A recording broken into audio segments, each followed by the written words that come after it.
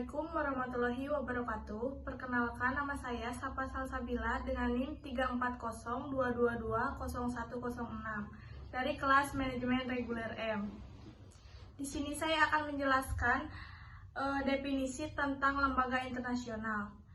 Lembaga internasional adalah organisasi yang berada dalam lingkup struktur Organisasi Perserikatan Bangsa-Bangsa atau PBB.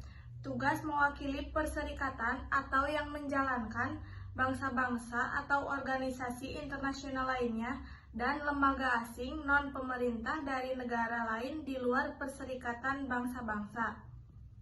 Definisi lembaga internasional juga digunakan dalam satu peraturan perundang-undangan lainnya, yaitu PP nomor 23 tahun 2008.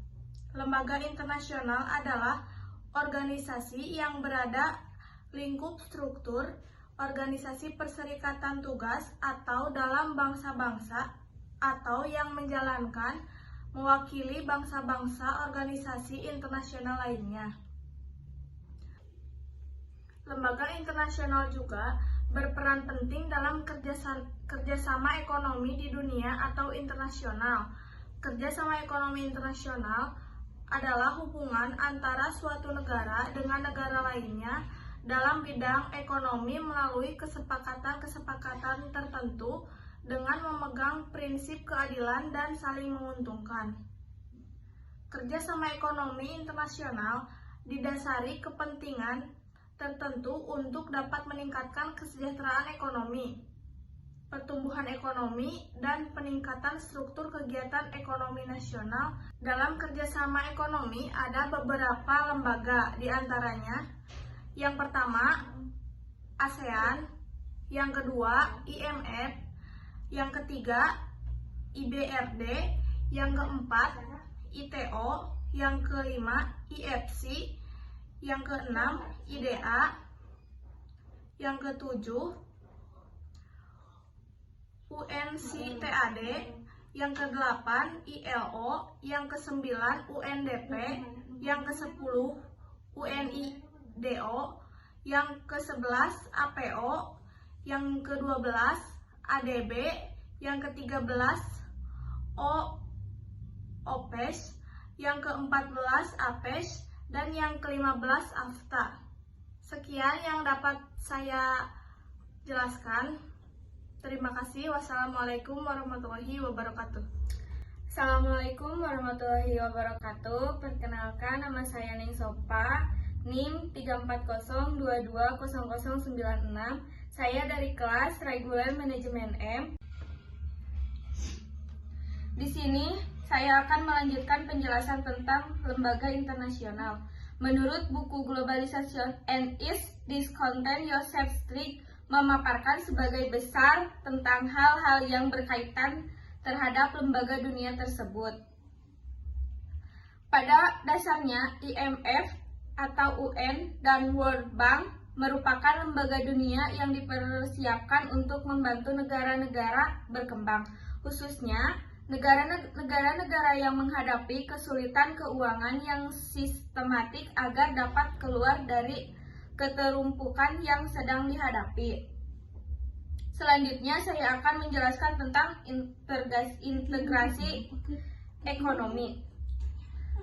Definisi integrasi ekonomi secara umum adalah pencabutan atau penghapusan hambatan-hambatan ekonomi di antara dua atau lebih perekonomian negara. Secara operasional didefinisikan sebagai pencabutan atau penghapusan diskriminasi dan penyebutan politik.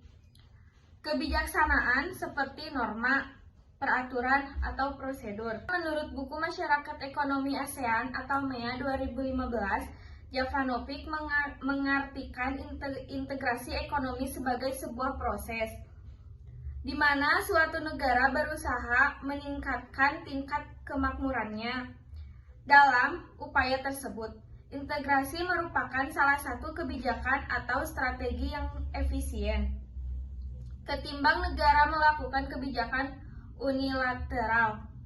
Pengertian lain datang dari Unit Nasional Conference on Trade and Development UNCTAD.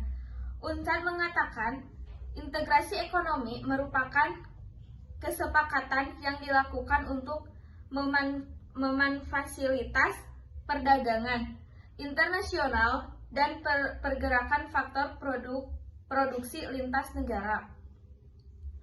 1. Free Trade Area.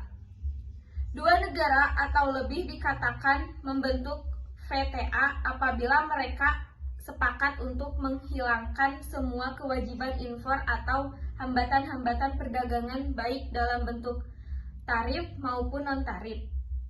Tetapi, semua barang yang diperdagangkan di antara mereka sedangkan terhadap negara-negara lain yang bukan merupakan anggota masih tetap diperlakukan menurut ketentuan di masing-masing negara. Setiap negara anggota bebas membentuk tarifnya terhadap arus perdagangan internasional dari negara-negara bukan anggota. 2. Custom Union.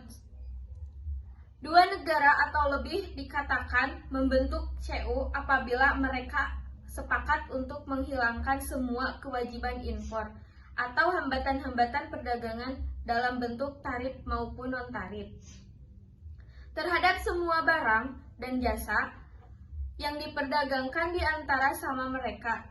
Sedangkan terhadap negara-negara lain yang bukan anggota juga akan diberi lakukan penyeranggaan ketentuan.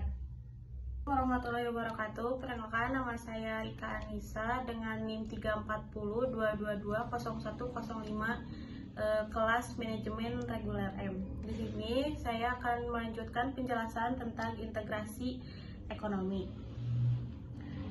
Sebelumnya sudah mencapai custom union. Selanjutnya saya akan menjelaskan common market. Dua negara atau lebih akan dikatakan membentuk CM atau common market jika terpenuhi kondisi CU-nya, plus mengizinkan adanya perpindahan yang bebas seluruh faktor produksi di antaranya sesama negara. Selanjutnya nomor 4, economic union atau EU. Dua negara atau lebih dikatakan terbentuk EU jika terpenuhi kondisi CM plus adanya harmonisasi dalam kebijakan makroekonomi nasional di antara sesama negara anggota. Dengan begitu, dapat dihindari adanya kebijakan-kebijakan yang saling bertentangan dan kontroversial satu sama lain. Selanjutnya, nomor 5, Total Economic Integration atau TEI. Kondisi ini terwujud apabila telah terjadi penyatuan kebijakan makroekonomi maupun sosial dan memfungsikan suatu badan atau lembaga yang bersifat supranasional dengan kewenangan yang cukup luas dan sangat mengikat satu negara anggotanya. Selanjutnya, saya akan menjelaskan tentang manfaat integrasi ekonomi. Menurut Tambunan 2004, ada manfaat integrasi ekonomi bagi negara anggota. Terdapat 4 keuntungan ekonomi yang diperoleh negara-negara anggota dalam satu blok perdagangan regional dengan menerapkan perdagangan bebas tanpa hambatan, yakni sebagai berikut. 1. Setiap negara anggota akan memproduksi komoditi unggulan berdasarkan faktor-faktor keunggulan yang dimiliki. Sebaliknya, sebuah negara akan mengimpor komoditi yang dibutuhkan dari negara-negara lain yang memproduksi dengan biaya lebih murah. 2. Pasar internal yang besar memungkinkan setiap negara anggotanya melakukan produksi massal sesuai keunggulan masing-masing sehingga mencapai titik optimal atau skala ekonomis yang berarti penurunan biaya produksi. 3. Tidak hanya volume pasar regional meningkat, tetapi perdagangan bebas juga membentuk aneka ragam komoditi atau diversifikasi produk yang diperdagangkan antar negara anggota, baik produk-produk konsumen maupun produsen. Selanjutnya nomor 4, peningkatan volume perdagangan antara negara anggota. Maka Dengan sendirinya volume produksi dan kesempatan kerja di masing-masing negara akan meningkat. Setelah tadi beberapa manfaat atau keunggulan dari integrasi ekonomi, selanjutnya kerugian. Ada keuntungan maka ada kerugian. Kerugian pertama yang mungkin diterima adalah pembatasan kewenangan suatu negara terhadap kebijakan fiskal, moneter, atau keuangan yang mempengaruhi kinerja ekonomi dalam negara. Dengan kata lain, negara juga bisa kehilangan kedaulatannya setelah mengikuti integrasi ekonomi. Selanjutnya, kerugian yang mungkin terjadi adalah kehilangan potensi pasar atau suatu negara. Hal tersebut bisa terjadi ketika suatu negara peserta integrasi ekonomi tidak mampu bersaing dengan negara lainnya. Akhirnya, nanti negara tersebut tidak dapat keuntungan impor. Sekian dari kelompok 10 tentang lembaga internasional dan integrasi ekonomi. Wassalamualaikum warahmatullahi wabarakatuh.